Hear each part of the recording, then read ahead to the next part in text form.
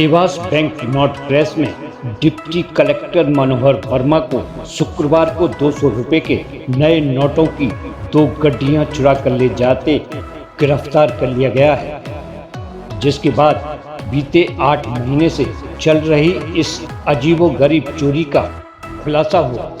केंद्र सरकार ने नोटबंदी के जरिए 500 और 1000 रुपए के पुराने नोटों को बंद कर 500 और 2000 के नए नोट छापने का फैसला भ्रष्टाचार पर लगाम लगाने के लिए किया था, लेकिन अब नोट छापने वाली प्रेस के अंदर ही एक अधिकारी द्वारा भ्रष्टाचार का हैरत अंगेज मामला सामने आया है। घटना मध्य प्रदेश के देवास बैंक नोट प्रेस में डिप्टी कलेक्टर मनोज वर्मा को शुक्रवार को 200 के नए नोटों की 2 गड्डियां चुराकर ले जाते गिरफ्तार कर लिया गया है, जिसके बाद बीते 8 महीने से चल रही इस अजीबोगरीब चोरी का खुलासा हुआ।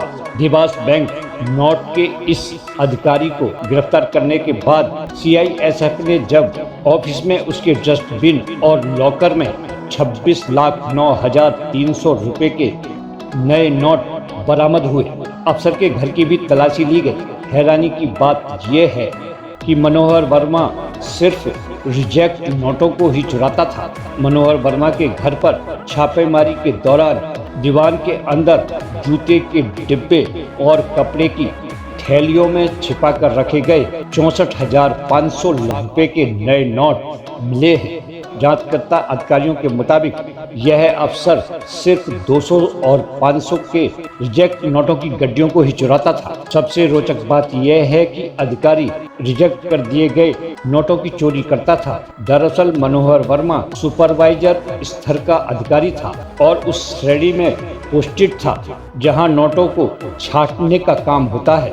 मनोहर वर्मा नोट वेरिफिकेशन सेक्शन का हेड था। चूंकि मनोहर वर्मा उच्च पद अधिकारी था, इसलिए न तो उसके लॉकर की जांच होती थी और न ही ऑफिस में आते जाते उसकी तलाशी ली जाती थी। इसी का फायदा उठाकर मनोहर वर्मा ने कपड़ों और जूतों में छिपाकर नोटों की चोरी कर डाली। सीआईएसएफ ने मनोहर वर्मा को पुलिस को सौंप दिया है और पुलिस ने नोट चुराने के आरोप में उन्हें गिरफ्तार कर लिया गया है। पूछताछ में मनोहर वर्मा ने नोट चुराकर ले जाने की बात स्वीकार कर ली है। उसने ये भी बताया है कि वह सर्दी में जैकेट में छिपाकर भी नोट ले जाता था। एक दिन पहले ही सीआईएसएफ के एक जवान को मनोहर वर्मा को डस्टबिन में कुछ फेंकते हुए शक हो गया था। दरअसल मनोहर वर्मा ने डस्टबिन के पास एक लकड़ी का बॉक्स रखा हुआ था। वह सिक्योरिटी गार्ड की निगाह बचाकर नोटों की गड्डी उसी बॉक्स में फेंक देता था।